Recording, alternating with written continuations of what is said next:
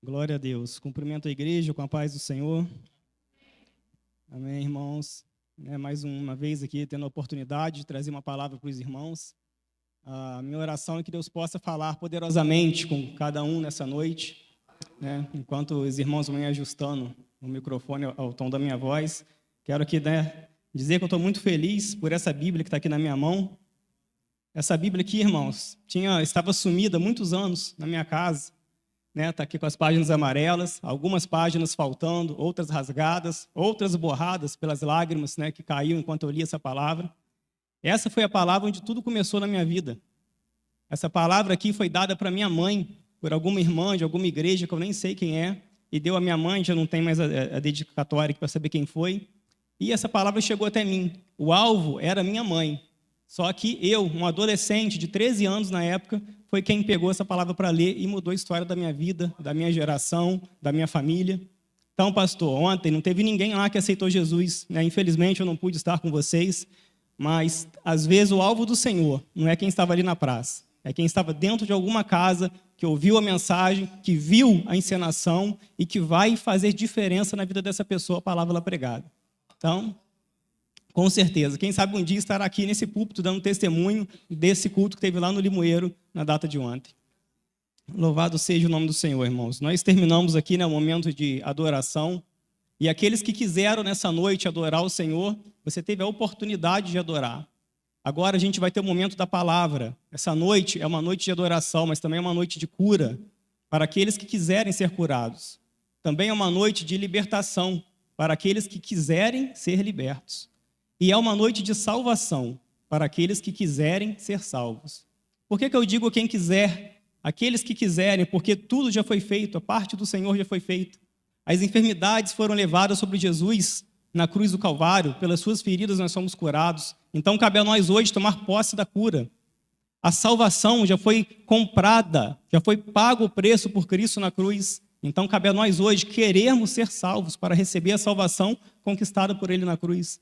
Então, se você quiser nessa noite, essa palavra pode mudar a história da sua vida, pode mudar a história da sua família, pode mudar o resto do ano de 2024 para você.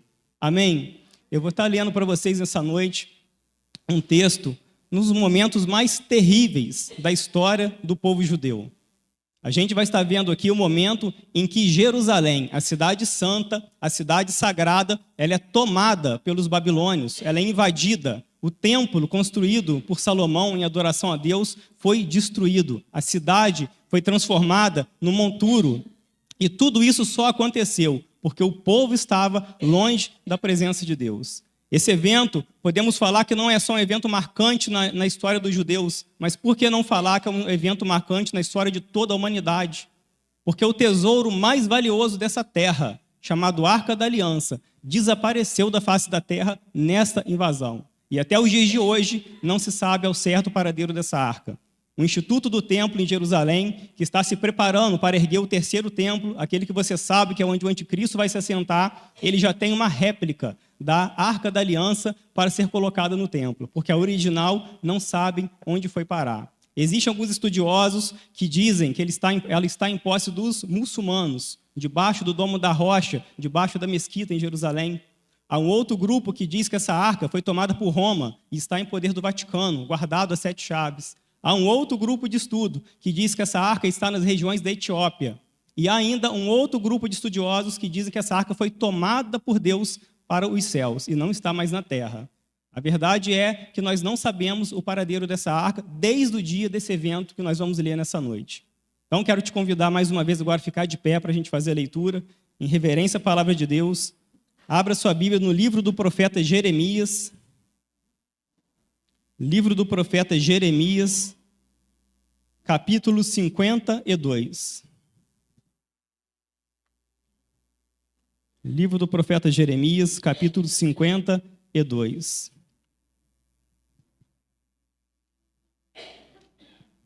O livro de Jeremias, irmãos, não é um livro fácil de você ler por ser um livro profético.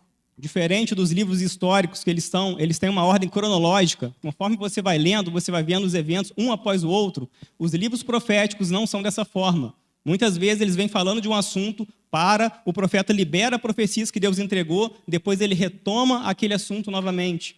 Às vezes, uma profecia dada no capítulo 1, no capítulo 2, ela se cumpre depois de uma profecia dada lá no capítulo 15, 20, 30, porque elas não seguem uma ordem cronológica. Então, eu tentei buscar aqui os textos de uma forma mais reta possível, mais simples possível, para a gente entender esse evento. O texto que a gente vai ler, ele se encontra em Jeremias, mas também se encontra no livro dos Reis, e também se encontra no livro das Crônicas dos Reis. Então, são muitas informações, é uma riqueza de informação sobre esse evento em Israel. Eu escolhi para começar aqui Jeremias 52, porque é um texto mais rico em detalhes, para a gente entender como tudo aconteceu nesse terrível dia. Jeremias, capítulo 52. Hoje eu não sei qual versão que eu estou usando, eu sempre peço para colocar igual a minha. Eu não sei qual é a versão, mas deve ser bem próximo da que está ali. Era Zedequias, da idade de 21 anos, quando começou a reinar, e reinou 11 anos em Jerusalém. O nome da sua mãe era Amutal, filha de Jeremias de Líbna, e fez o que era mal aos olhos do Senhor, conforme tudo o que fizera Joaquim, o rei anterior. Por essa razão, sucedeu que, por causa da ira do Senhor contra Jerusalém e Judá, os lançou fora da sua presença, e Zedequias se rebelou contra o rei da Babilônia. Aconteceu no 9º ano do seu reinado, no mês 10º, no 10º dia do mês, que veio Nabucodonosor, rei da Babilônia, contra Jerusalém, ele e todo o seu exército, e se acamparam contra ela, e levantaram contra ela tranqueiras ao redor. Assim esteve cercada a cidade até o ano 10º do rei Zedequias. No mês 4º, aos 9 do mês, quando a fome prevalecia na cidade e o povo da terra não tinha pão, foi aberta uma brecha na cidade, e todos os homens de guerra fugiram, saíram de noite pelo caminho da porta, entre os 2 muros que estavam junto ao jardim do rei, porque os caldeus estavam contra a cidade ao redor, e foram pelo caminho da campina. Mas o exército dos caldeus seguiram o rei e alcançaram Zedequias nas campinas de Jericó, e todo o seu exército se espalhou, abandonando-o. Prenderam o rei, fizeram subir ao rei da Babilônia na cidade de Ribla, na terra de Ramate, o qual lavrou ali a sentença. E o rei da Babilônia degolou os filhos de Zedequias perante os seus olhos, e também degolou todos os príncipes de Judá na cidade de Ribla. E arrancou os olhos de Zedequias, o prendeu com 2 cadeias de bronze, e o rei da Babilônia o levou para a Babilônia, e o conservou na prisão até o dia da sua morte. No 5º mês, no 10º dia do mês, era esse o 19º ano do rei Nabucodonosor, rei da Babilônia, veio Nebuzaradão, capitão da guarda, que assistia na presença do rei da Babilônia a Jerusalém. E queimou a casa do Senhor, e a casa do rei, e também todas as casas de Jerusalém. Incendiou todas as casas dos grandes, todo o exército dos caldeus que estavam com o capitão da guarda, derrubou todos os muros que rodeavam Jerusalém. Os mais pobres do povo e parte do povo que tinha ficado na cidade, e os rebeldes que se haviam passado para o rei da Babilônia, e o resto da multidão, Nebuzaradão, capitão da guarda, levou presos. Mas os mais pobres da terra deixou Nebuzaradão, capitão da guarda, ficar alguns para serem vinhateiros e lavradores. Quebraram mais os caldeus as colunas de bronze que estavam na casa do Senhor, as bases, o mar de bronze que estavam na casa do Senhor. Levaram todo o bronze para a Babilônia. Também tomaram os caldeirões, as pás, os garfos, as bacias, os perfumadores e todos os vasos de bronze com que se ministrava. Tomou o capitão da guarda os copos, os incensários, as bacias, os caldeirões, os castiçais, perfumadores, galhetas, tudo o que era de ouro puro, como o que era de prata maciça. As 2 colunas, o único marro, os 2 bois de bronze que estavam no lugar das bases que fizera o rei Salomão para a casa do Senhor. O bronze de todos estes vasos era sem peso. Quanto às colunas, a altura de uma coluna era 18 côvados. Um fio de 12 côvados a cercava, e era a sua espessura de 4 dedos, e era oca, o qual sobre ela tinha um capitel de bronze. A altura do capitel era de 5 côvados, a rede, os romãs em roda do capitel, tudo era de bronze, e semelhantemente a esta, outra coluna com as romãs. Havia 96 romãs em cada banda, as romãs eram 100 em roda de rede. Levou também o capitão da guarda Seraías, o sacerdote primeiro, Sofonias, o sacerdote segundo, e aos 3 guardas do umbral da porta. E da cidade levou um eunuco, que tinha o seu cargo agente de guerra. E a estes homens dos que viam a face do rei, que se acharam na cidade, como também o escrivão do exército, que registrava o povo da terra para a guerra, mais 60 homens do povo da terra que acharam no meio da cidade. Tomando-os, pois, Nabuzaradão, o capitão da guarda, os trouxe ao rei da Babilônia, na cidade de Ribla. E o rei da Babilônia os feriu e os matou na terra de Ramate. Assim, Judá foi da sua terra para o cativeiro. Amém? Pode se sentar.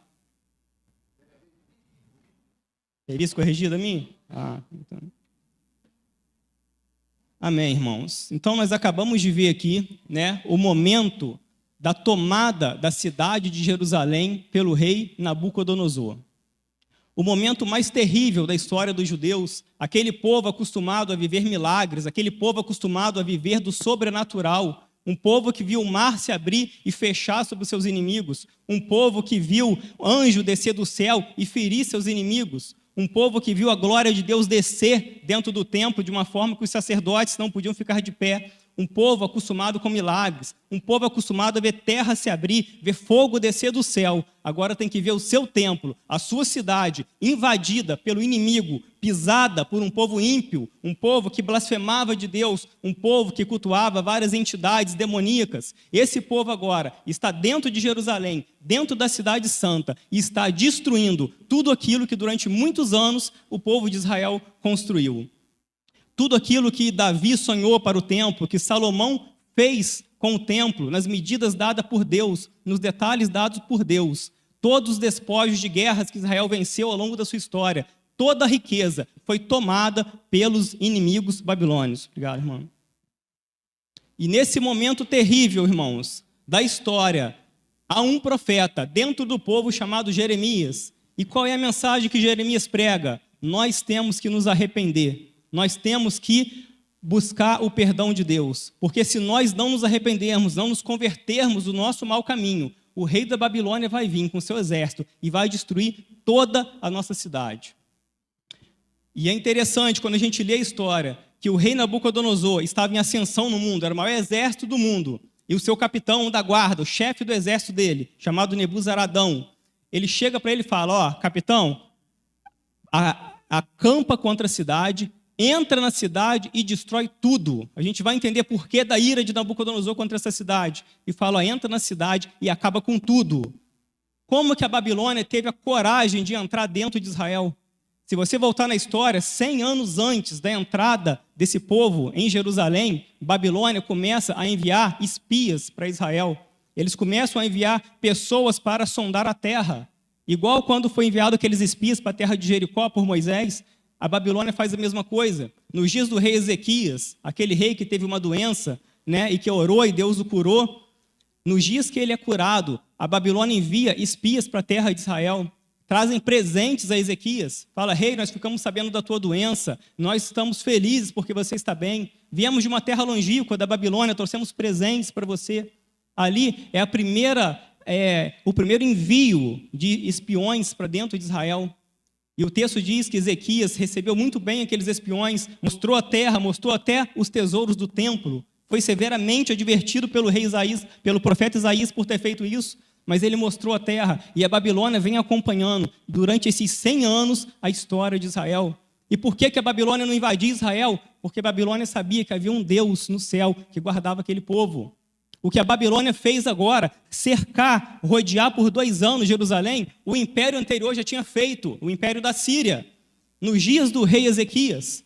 E naquela noite, foi o que eu citei para você aqui antes, naquela noite em que o exército está acampado em volta de Jerusalém, Deus envia um anjo do céu e mata o exército inteiro da Síria. Só sobra o rei que volta desesperado, fugindo para a sua cidade. Estou falando do rei Senaqueribe, o rei da Síria.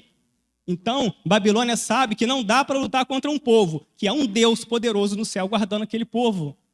Então ele rodeia, ele envia espiões, e esses espiões vão dando informação, o povo está longe de Deus. O povo abandonou o Senhor. O povo está descumprindo a lei do seu Deus. Deus está irado com Israel. Deus virou as costas para o seu povo. Mas tem um homem lá dentro, chamado Jeremias, que não se corrompeu. Tem um profeta que está falando da parte do Senhor. Inclusive, esse profeta falou que o povo vai ser entregue nas nossas mãos. Né? Alguém falando para o rei da Babilônia, os espiões. Ele tem profetizado que Deus vai entregar o povo às nossas mãos. E chega então o dia em que Nabucodonosor reúne o seu exército, chama o seu capitão e fala: chegou o tempo, vamos entrar agora e vamos tomar Israel, porque eles estão longe de Deus.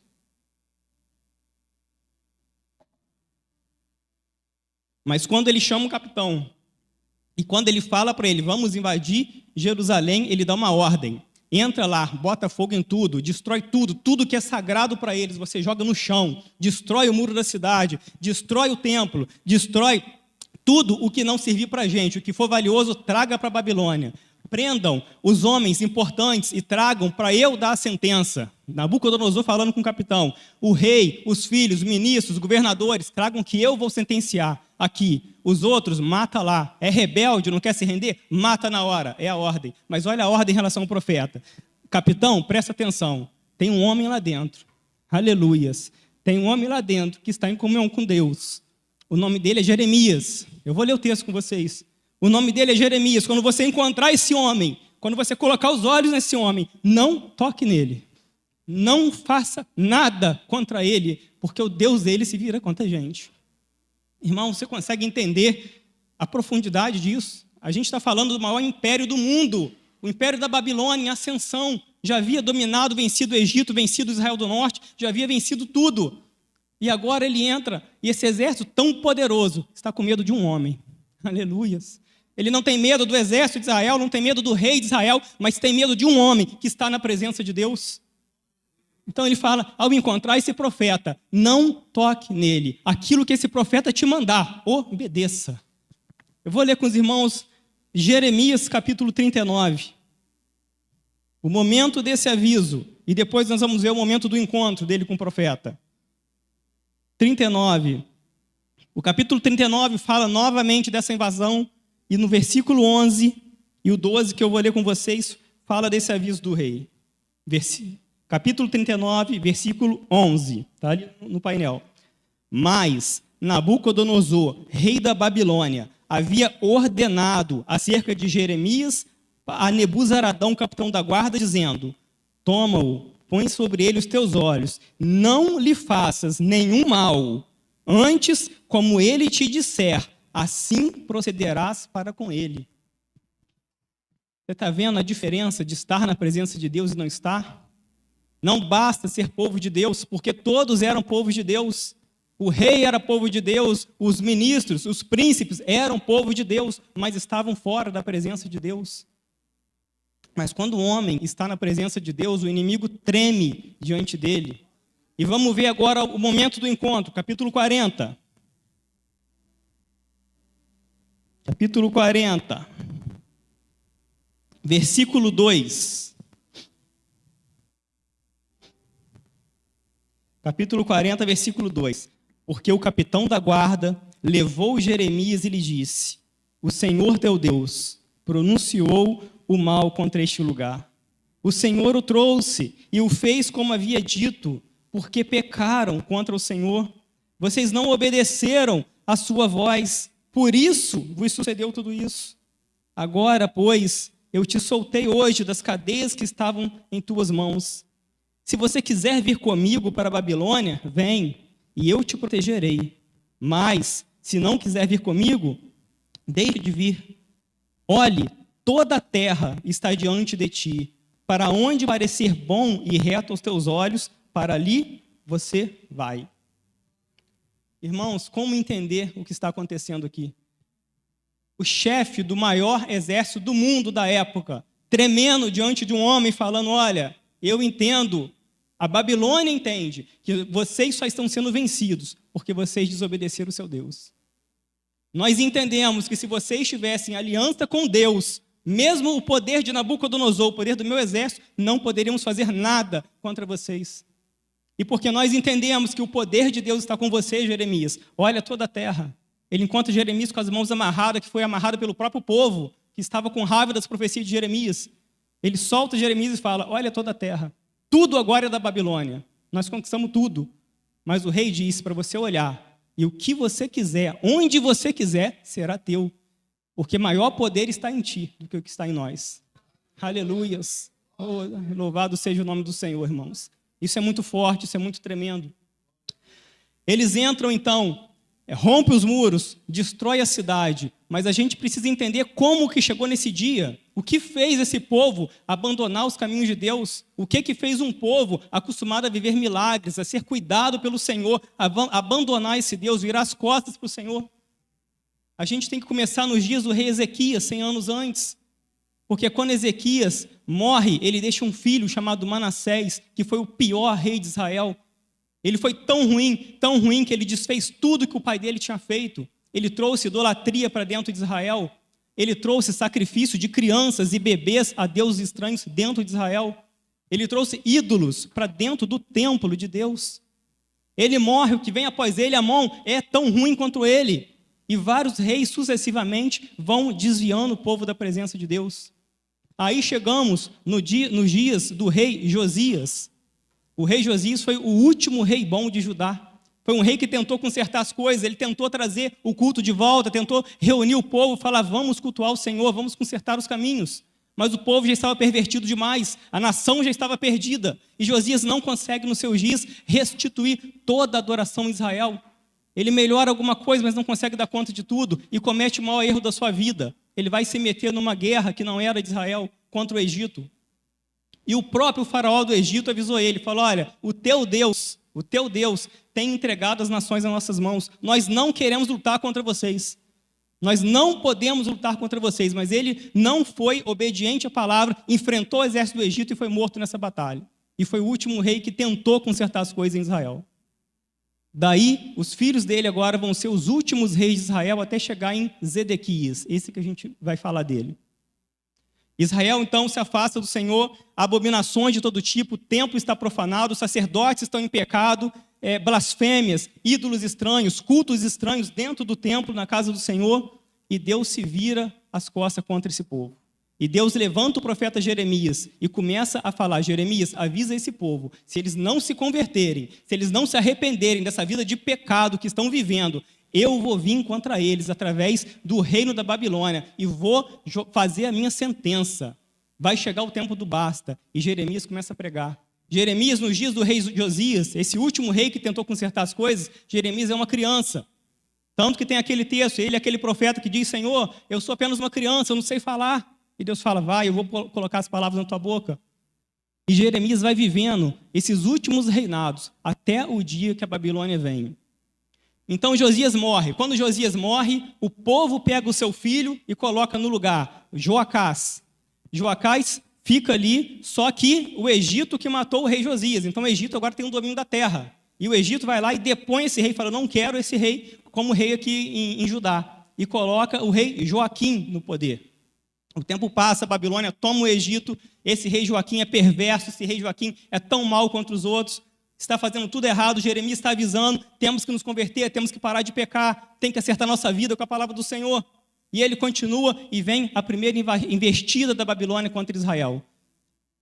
Babilônia vem, toma Israel e coloca um outro rei no lugar dele. Não é a invasão ainda da destruição, não teve muita resistência, a Babilônia veio antes, tomou Jerusalém, eles se rendem, pegam já alguns de Israel, levam para a Babilônia, pega alguns tesouros de Israel e leva e coloca o filho dele, vamos botar aqui Joaquim II no lugar. Esses reis, irmãos, têm 2 ou 3 nomes cada um.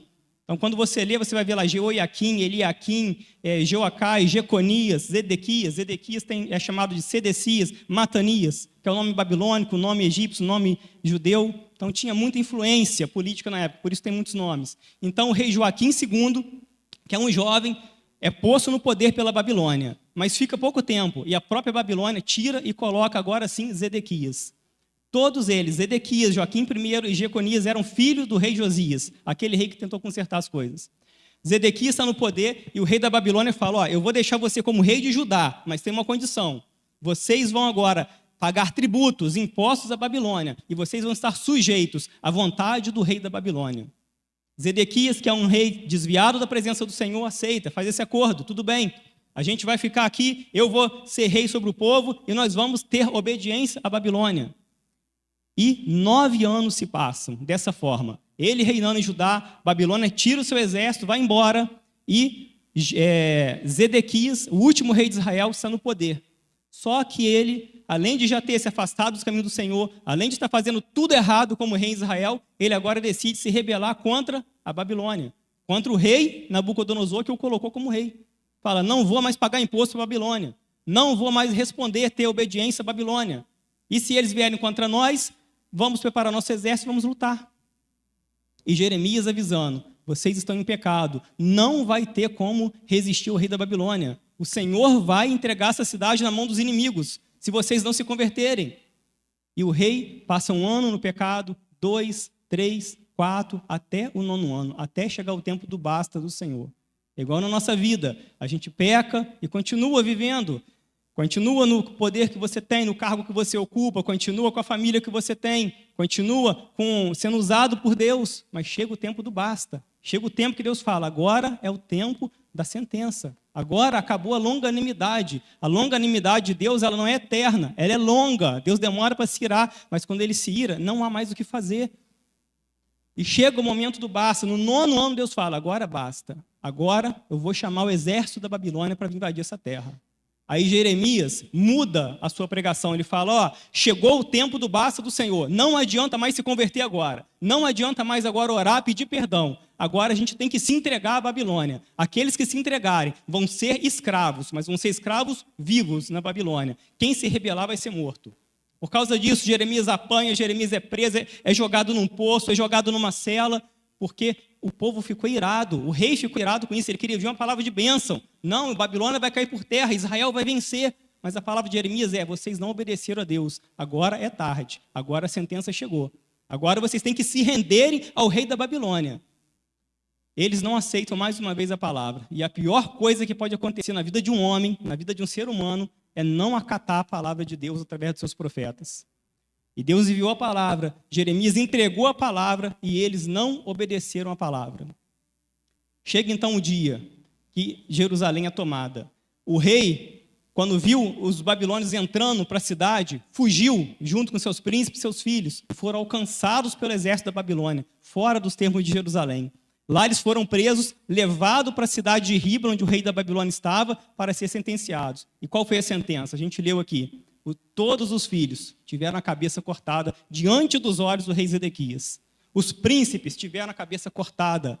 Outros do exército foram mortos. Depois que o rei fez tudo isso diante dele, diante de Zedequias, fez ele ver a morte de todos os filhos, falou, agora é a sua vez. Foi lá e arrancou os olhos de Ezequias. Levou ele preso, cego. E você leu comigo que ele ficou nessa situação, preso e cego, até o dia da sua morte. Essa é a sentença, irmãos, para aqueles que não obedecem à palavra do Senhor. Tudo poderia ter sido diferente se eles ouvissem o que Deus estava falando através do seu profeta. A mesma coisa continua hoje. Tudo pode ser diferente na nossa vida se a gente obedecer à palavra de Deus que tem sido falada a nós pelos profetas de Deus nesse tempo, pelos pregadores da palavra, que têm anunciado o evangelho de Jesus, que têm anunciado as boas novas da Escritura. Se nós obedecermos, se você obedecer à voz do Senhor, à voz do Espírito Santo que está dentro de você, tudo pode ser diferente. Mas aqueles que se endurecem a sua cerviz, não olham para Deus, olham apenas para o seu caminho, pagam um alto preço. Por isso eu bato sempre na tecla do pecado, toda vez que eu prego, porque eu conheço a Bíblia, eu vejo a consequência do pecado. O pecado é um muro que separa a gente de Deus, e quando a gente está separado de Deus, o inimigo tem a retaguarda livre para nos atacar, porque não há alguém para nos defender. E desse jeito, chegou então Zedequias, ao final da sua vida, a cidade destruída e toda a história de conquista que você lê a Bíblia, de Gênesis até esse momento, tudo acaba, tudo agora é entregue ao inimigo. E quanto a Jeremias?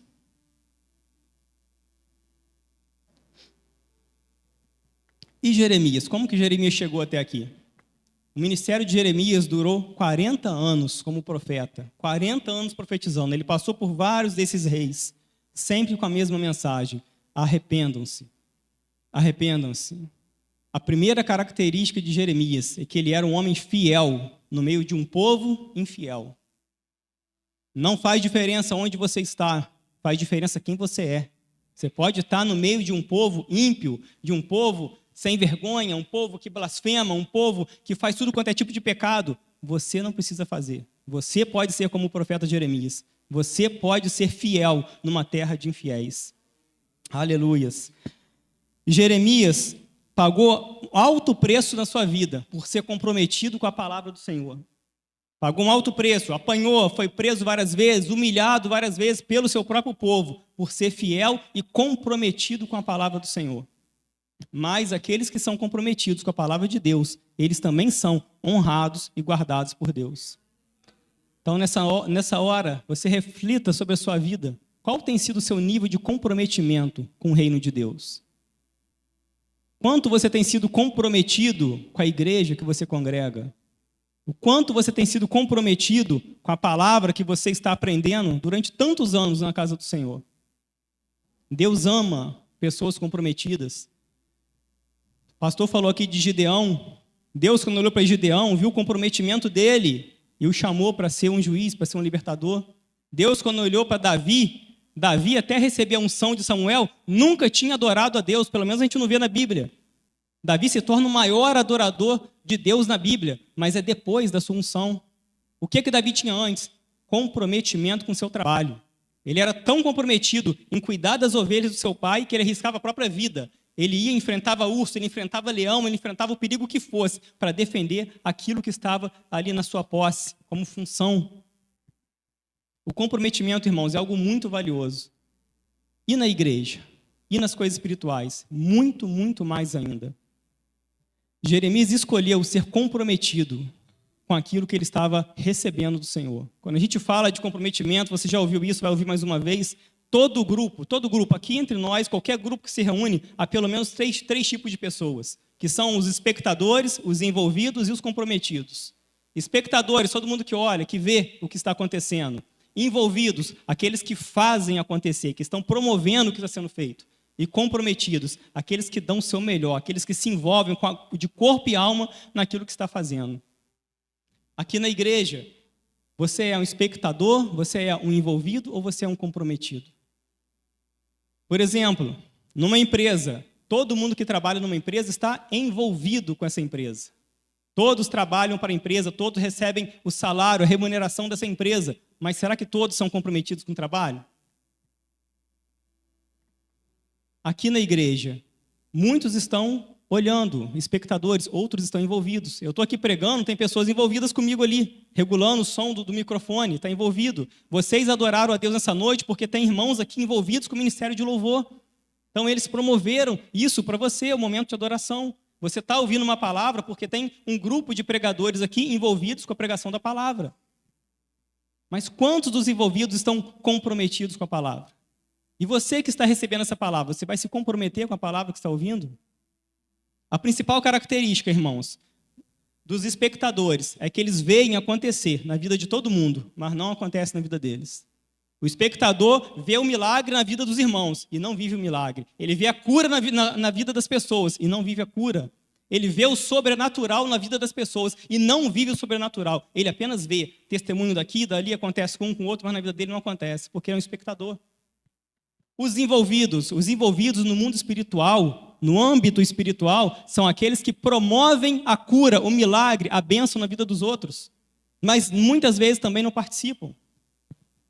O ministério de louvor promove a oportunidade de você ser curado, de você adorar a Deus, de você receber uma visitação do Espírito Santo. O pregador promove a palavra na tua vida que pode te curar, te limpar, te salvar. Então nós somos envolvidos para promover aos outros, mas não quer dizer que eu vou viver. Agora, quando eu sou comprometido com essa palavra, aí sim, eu vejo, eu promovo na vida dos outros, mas eu também vivo. Eu promovo cura, mas eu sou curado. Eu promovo testemunhos, mas eu tenho um testemunho para contar. Eu promovo libertação, mas eu sou liberto também daquilo que me prende. Por isso que Deus nos chama para sermos comprometidos com a sua palavra, que só nesse nível de comprometimento nós alcançamos o sobrenatural de Deus, nós alcançamos os milagres. E é isso que Deus quer de nós nessa noite, que nós sejamos comprometidos. A principal mensagem de Jeremias, a principal mensagem que ele prega é arrependimento. Durante 40 anos, ele pregou ao povo: se arrependam dos seus pecados, convertam-se dos seus caminhos. E quando a pessoa é comprometida, ela gera referência, ela gera frutos. E por Jeremias ser comprometido com a palavra de Deus, mesmo o povo da terra de Judá não se comprometendo com essa palavra, tinha alguns que ouviram e a palavra mudou. Às vezes, como eu falei aqui no início, o nosso alvo é uma pessoa, mas atinge outra. No caso dessa Bíblia, o alvo era minha mãe, atingiu a mim. Lá no Limoeiro, o alvo era que alguém viesse na praça, mas às vezes atingiu alguém que está dentro de casa. E o alvo de Jeremias era toda a nação se converter, mas não se converteram. Mas, quando você vai ler na história, o povo é preso e levado para a Babilônia. Alguns jovens daquela cidade de Judá, que foram presos para a Babilônia, seguiram o exemplo de Jeremias. Nós vemos que 4 jovens, você lembra o nome deles? Daniel, Misael, Ananias, Azarias. Eles se comprometeram com aquilo que o profeta pregava.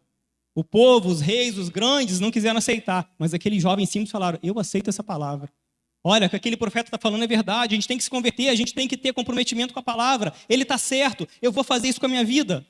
E eles foram presos e levados para a Babilônia. E quando chega na Babilônia, a primeira coisa que eles fazem, quando olham para a carne, falam: a gente não vai comer. Essa carne é sacrificada a ídolos, é oferecida a ídolos, é contra a lei que nós somos comprometidos. Algum tempo depois, o rei Nabucodonosor levanta uma estátua de ouro, você conhece a história, e fala: vamos tocar instrumentos sonoros. Quando esses instrumentos tocarem, toda a nação vai se prostrar diante da minha imagem. Mas aqueles jovens que aprenderam com Jeremias a ser comprometidos com a verdade de Deus, quando os instrumentos tocam, a nação inteira se prostra, 3 homens estão de pé no meio da multidão. Quem são esses homens? 3 judeus, 3 escravos que vieram de Judá para cá. Chama eles aqui, diz o rei Nabucodonosor. Vocês ouviram a lei? Ouvimos. Vocês entenderam que quando os instrumentos tocam, vocês têm que se prostrar? Entendemos. E por que não se prostraram? Somos comprometidos com a palavra de Deus. Aprendemos na nossa terra a ter comprometimento com a palavra do Senhor. Não nos prostramos perante nenhum ídolo, perante imagem de ninguém, a não ser o nosso Deus. Ah é? Não se prostra não? Fornalha de fogo ardente. Joga na fornalha. Você conhece a história. São jogados, o fogo não tem poder sobre eles. Entra um 4º homem na fornalha, livra eles do poder do fogo, eles saem. E agora olha o temor. Vou ler com vocês. Daniel capítulo 3. Olha o que aconteceu. Está lá no finalzinho do capítulo 3. Deixa eu...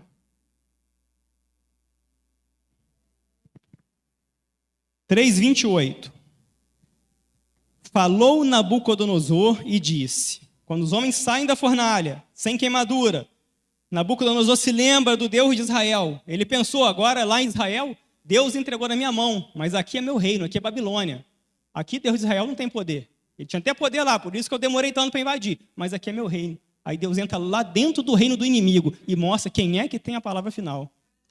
Nabucodonosor entende, olha o que ele fala. Falou Nabucodonosor e disse: bendito seja o Deus de Sadraque, Mesaque e Abednego, que enviou o seu anjo e livrou os seus servos que confiaram nele, pois não quiseram cumprir a palavra do rei, preferindo entregar os seus corpos para que não servissem nem adorassem algum outro Deus, senão o seu Deus. Por mim, pois, é feito um decreto, pelo qual todo o povo, nação e língua que disser blasfêmia contra o Deus de Sadraque, Mesaque e Abednego, seja despedaçado, as suas casas sejam feitas um monturo, porque não há outro Deus que possa livrar como este. Aleluia! Aleluia! Isso é o comprometimento com a palavra, irmãos. Quando você tem comprometimento, o mal não pode tocar na sua vida. Pode ser império, pode ser rei, pode ser Babilônia, pode ser fornalha de fogo. Nada tem poder contra você se você estiver comprometido com a palavra do Senhor. Aleluia! Os anos passam, a Babilônia é tomada pelo próximo império, Medo-Persa. E esse império agora também vai fazer uma nova lei. Meu Deus, Dario, o imperador desse novo império, faz agora um decreto que durante 30 dias ninguém pode orar a outro Deus, a não ser a ele mesmo. Olha que loucura! Mas um dos jovens que aprendeu com Jeremias, que veio preso lá, que viu o comprometimento de Jeremias, um jovem chamado Daniel, fala: eu tenho um comprometimento com a palavra, eu não vou deixar de orar o meu Deus. Daniel é pego, você também conhece a história, são histórias clássicas, é jogado na cova dos leões. Deus envia um anjo, o anjo não deixa os leões matarem Daniel. Quando o rei chega lá e vê Daniel vivo, e Daniel fala: Deus enviou um anjo e me livrou. Mais um decreto vai ser feito. Passa umas páginas aí, Daniel capítulo 6. Daniel capítulo 6, quando o rei vê esse milagre, ele diz assim, versículo 25, capítulo 6, versículo 25. Então o rei Dario escreveu a todos os povos, nações e gente de diferente língua que moram em toda a terra: a paz seja multiplicada. Da minha parte é feito um decreto, pelo qual em todo o domínio do meu reino, os homens tremam e temam perante o Deus de Daniel, porque ele é Deus vivo para sempre, permanentemente. O seu reino não se pode destruir, o seu domínio é até o fim. Ele livra, salva, opera sinais e maravilhas no céu e na terra, e livrou Daniel do poder dos leões. Aleluias! O comprometimento de Jeremias influenciou 4 jovens dentro da terra, e esses jovens agora vão viver milagres por serem comprometidos com a palavra que eles aprenderam. Essa é a essência da palavra, meus irmãos. Quando a gente assume a palavra para a nossa vida, quando a gente deixa de ser só um espectador, deixa de ser só envolvido e passa a ter comprometimento com Deus e com as coisas de Deus, o milagre começa a acontecer na nossa vida. Os testemunhos que vocês ouvem pessoas contando, vocês passam a viver e ter o seu próprio testemunho, porque isso parte de uma vida comprometida com a palavra de Deus.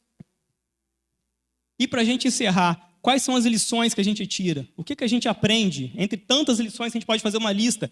Eu listei 4, eu quero ler com os irmãos. 4 que a gente aprende com Jeremias. Primeiro, não basta estar no meio do povo de Deus. É necessário ter uma aliança e uma comunhão pessoal com o Senhor. Está aqui na igreja, a gente se reúne para adorar a Deus no coletivo, mas comunhão com Deus é individual.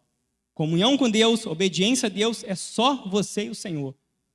Deus não se comove com você adorando Ele aqui. Deus se comove quando você está sozinho, perante uma situação de pecado e você vence. Perante uma oferta do inimigo, você diz não. É isso que comove o Senhor. É quando você se compromete com a palavra que você recebe no domingo, você usa essa palavra na segunda, na terça, na quarta, na quinta. É isso que chama a atenção de Deus. Então não basta estar na igreja, não basta estar nos cultos, você tem que ter comunhão pessoal com o Senhor. É isso que mede quem você é no mundo espiritual. Eu até me falei essa frase, até me deu um flash que agora eu lembrei. A primeira vez que eu ministrei para os jovens, lá na outra igreja ainda, que eles me convidaram para pregar, o tema foi esse: jovem, quem é você no mundo espiritual? Então, Deus, quando olha para a gente, Ele quer ver pessoas comprometidas com a sua palavra, pessoas obedientes, pessoas que amam aquilo que o Senhor ensina. Segunda lição: os obedientes sempre serão guardados e honrados. Os obedientes à palavra sempre serão guardados e honrados por Deus. O inimigo pode tentar o que quiser, pode se levantar inimigos físicos, inimigos espirituais, qualquer tipo de laço, armadura, para ele chegar até em você, tem que passar por uma mão poderosa que está na sua frente. Aleluias! Quando você está em comunhão com Deus, há uma parede intransponível, a mão do Senhor está na sua frente, e o inimigo não pode prevalecer, o inimigo não passa. Lição número 3, o inimigo teme aqueles que têm comunhão com Deus. Por que a Babilônia não invadiu durante 100 anos? Porque tinham medo, porque o povo estava em aliança com Deus nos dias de Ezequias. E eles demoraram muito para ter confiança para entrar. Por que o inimigo não vem contra a tua vida? Por que o inimigo ataca o da direita, o da esquerda, a família da frente, de trás, a tua família continua guardada? Porque você tem uma aliança com Deus e Deus te protege. Aqui se cumpre aquele salmo: 1000 cai de um lado, 10.000 do outro, você não é atingido. Foi o que aconteceu com Jeremias, preso de um lado, preso do outro, morto daqui, morto dali, ele honrado, exaltado, protegido. O próprio inimigo falou: Jeremias, você quer ir para a Babilônia? A gente vai te proteger lá dentro, a gente vai te honrar lá dentro, porque você é um homem de Deus. Quarta e última lição: A principal mensagem de Jeremias era arrependimento e conversão às leis de Deus. A mesma mensagem que o profeta Jeremias pregou no Antigo Testamento, quando você entra no Novo Testamento, João Batista prega a mesma mensagem. Arrependei-vos, porque é chegado o reino de Deus. João Batista morre, começa o ministério de Jesus e ele prega a mesma mensagem. Lucas 5:32. Eu não vim chamar os justos, mas os pecadores ao arrependimento. A mesma mensagem, no dia de hoje, 2000 anos depois, está sendo pregada para você que está aqui. O Senhor quer arrependimento. O Senhor quer conversão. Ele quer que você se conscientize dos seus maus caminhos, se conscientize dos seus pecados e entenda que Ele é a solução. Entenda que não há outro caminho para chegar ao céu, a não ser Jesus, a não ser o perdão dos seus pecados. E como eu disse no início, a salvação já foi comprada para a gente na cruz. Mas agora, cabe a mim e a você fazer a nossa parte, aceitar essa salvação que gratuitamente a gente recebeu, aceitar a bênção de Deus da vida eterna. E é essa mensagem que eu vim trazer para você nessa noite. Jesus disse, eu sou a porta, todo aquele que entrar por mim salvar-se-á. Eu sou o caminho, a verdade e a vida, ninguém vai ao Pai a não ser por mim. Vinde a mim os que estão cansados, sobrecarregados, e eu vos aliviarei. Jesus está te chamando ao arrependimento. Essa palavra é para você que entrou aqui pela primeira vez nessa noite, e é para você que está aqui desde que essa igreja foi fundada. Se arrependa dos seus pecados. Conserte a sua vida com o Senhor. Converta o seu caminho para Deus. O Senhor te chama nessa hora. A última instrução de Jesus, antes de ser elevado aos céus, é: ide pelo mundo, pregai o evangelho a toda criatura. Todo aquele que crer e for batizado, o batismo do arrependimento, será salvo. Então, eu queria te convidar agora a ficar de pé, para a gente poder estar encerrando esse momento da palavra. De tudo que você ouviu nessa noite, meu irmão, o mais importante é o núcleo da mensagem. Deus espera de você nessa noite e de mim, que nós nos arrependamos de uma vida de pecado, dos nossos erros, da nossa inércia, quando Deus nos manda fazer algo que a gente não faz por medo, timidez, vergonha.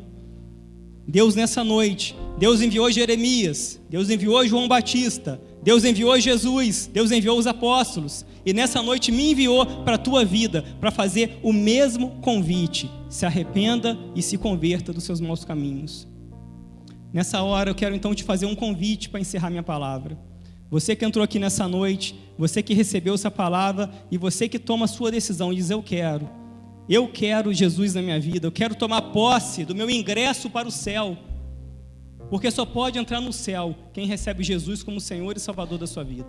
Então, se você nessa noite, meu irmão, recebeu essa palavra e você quer tomar posse dessa salvação que o Senhor comprou para a sua vida, se você quer tomar posse de uma vida eterna, se você quer começar do zero de novo, não importa o que você fez até aqui, se você quer começar com Deus uma nova história, eu quero te convidar a você vir aqui na frente para a gente orar pela sua vida. Esse é um convite agora para você que está aqui nessa noite. Se você quer, irmão, eu entendi a palavra, eu escutei o chamado de Deus nessa noite. Eu não vou fazer como aquele povo de Judá fez, que não deu ouvidos à palavra do Senhor, que não deu ouvidos ao chamado do profeta. Eu vou dizer sim a Deus nessa hora. Se o Espírito Santo está falando com você, se você sente que você precisa consertar os seus caminhos, essa é a sua noite. Essa é a noite de Deus mudar a tua história. Sai do seu lugar, pede licença a quem está do seu lado. Vem aqui na frente, venha fazer a sua aliança com Deus. Aleluias. Deus está receptivo nessa noite. Deus está com o braço estendido te chamando: venha, venha. Aleluias, aleluias. Vem, meu irmão, vem, minha irmã. Não sejais resistente ao chamado de Deus. Não cometa o erro que os antepassados cometeram. Você viu a sentença. Deus tem algo bom para você. Deus tem algo melhor para você. Deus tem a oportunidade de uma nova vida. Deus tem novas coisas para a sua vida. Aleluias. Eu quero fazer o segundo convite. O segundo convite agora é para a igreja, para você que um dia na sua vida já aceitou o primeiro convite, já entregou sua vida a Cristo. Eu quero agora te chamar a se arrepender. Você, onde você está, você não precisa vir aqui na frente. Você já fez a sua decisão um dia de vir à frente. Agora você precisa converter os seus caminhos. Você precisa se arrepender dos pecados que você tem praticado antes que seja tarde demais. Deus está mais uma vez bradando: meu filho, eu tenho te dado tempo, eu tenho tido paciência, misericórdia, mas eu estou enviando mais uma vez a minha palavra para a tua vida. Se converta enquanto é tempo. Muda teus caminhos. Ouça, igreja, o que o Senhor fala nessa noite. Eu quero uma igreja santa, sarada. Eu quero uma igreja com compromisso com a minha palavra. Aleluias. A palavra do Senhor não volta para Ele vazia, e ela produzirá frutos. Ela produzirá frutos, se não na tua vida, naqueles que ainda hão de vir, mas ela produzirá frutos. Aleluias. Nessa hora, a bondade, a misericórdia de Deus, a graça do Senhor está sobre nós para nos perdoar. Então aproveita esse momento, igreja. Aproveita esse momento para orar, para pedir perdão, para se consertar dos seus caminhos. Deus ainda está com os braços estendidos. A porta ainda está aberta. Não espere a porta fechar. A porta está aberta. Ora, clama, pede perdão. Diga a Deus: Senhor, misericórdia, me perdoa, não vou fazer mais. Pai, eu tenho andado longe dos seus caminhos, eu tenho feito aquilo que é errado, aquilo que tem desagradado o Senhor, mas a partir de hoje, Senhor, eu quero essa oportunidade de perdão. Eu tomo posse dessa oportunidade de perdão para minha vida. Eu vou consertar, Senhor, a partir de hoje. Eu vou consertar, meu Pai. Peça, irmão, peça ao Senhor, peça o perdão. Abandone a prática do pecado. Deus tem grandes coisas para você. Eu estou aqui pregando para você. Talvez seja a última vez que você me veja pregar. Quem sabe eu trouxe essa Bíblia aqui porque foi onde tudo começou. Quem sabe tudo termina nessa noite para mim. Mas a palavra que eu trouxe para você, ela é eterna. Aleluias. Aleluias. Oh Deus, louvado seja teu nome, Senhor. Pai, a tua palavra foi entregue do jeito que o Senhor me mandou entregar, Pai. A palavra foi conduzida pelo teu Santo Espírito, meu Deus. Mas daqui para frente, Pai, é só o Senhor que pode operar. Oh, meu Deus, olha, meu Pai, nesse momento, com teus olhos de fogo, contempla a Igreja Batista Renovada, Senhor. Onde estiver um coração arrependido, onde estiver, Pai, alguém orando, pedindo perdão, Pai, eu te peço em nome de Jesus, libera o perdão para essa pessoa, Pai. Libera, meu Deus, o perdão para esse que está arrependido, meu Pai. Para esse que está assumindo um compromisso hoje com a Tua palavra. Para esse que está dizendo: Senhor, acabou aqui o pecado. Daqui para frente eu vivo uma nova vida em comprometimento com a Tua palavra. Oh, meu Pai, que a Tua misericórdia alcance, Deus, essa vida, Senhor. Aleluias, Pai, aleluia.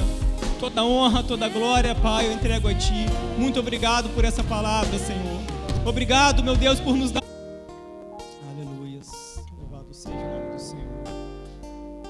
Põe a mão no seu coração, irmãos, para a gente estar encerrando em oração.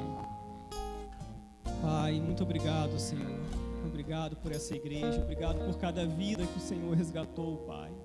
Como nós cantamos nessa noite, estamos aqui porque fomos atraídos pela Tua presença. Pai, nós estamos aqui, Senhor, mas há muitos em nossa família que não estão em Tua presença. Há tantos, ó Pai, entre nossos parentes, Senhor, que estão, ó Deus, entregues, ó Pai, nas mãos do inimigo. E nessa hora, Pai, como intercessores, nós clamamos pela vida deles. Abençoa, Pai, nossos familiares, ó Deus. Abençoa, Pai, nossos empregos, o lugar onde prestamos nosso serviço, Pai. Oh, meu Deus, que nós sejamos instrumentos do Senhor lá. Pai, abençoa esses jovens que estão aqui, meu Deus.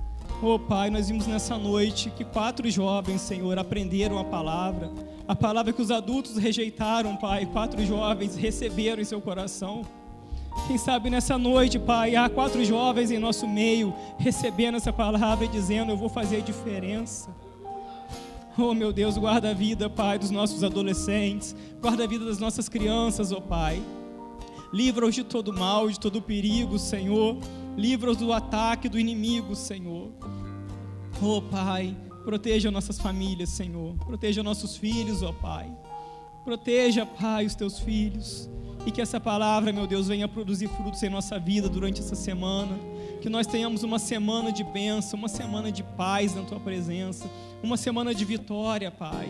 Meu Deus, que aqueles que estão até aqui, estiveram como espectadores, possam se envolver no Teu reino, com as coisas do Teu reino. Aqueles que já estão envolvidos possam, ó Pai, nessa noite se comprometer ainda mais, para que possam, ó Deus, provar do melhor do céu para as suas vidas, para que possam receber a promessa da vida abundante que o Senhor Jesus prometeu, Pai, para que possam viver os milagres, Senhor, viver o sobrenatural do Senhor.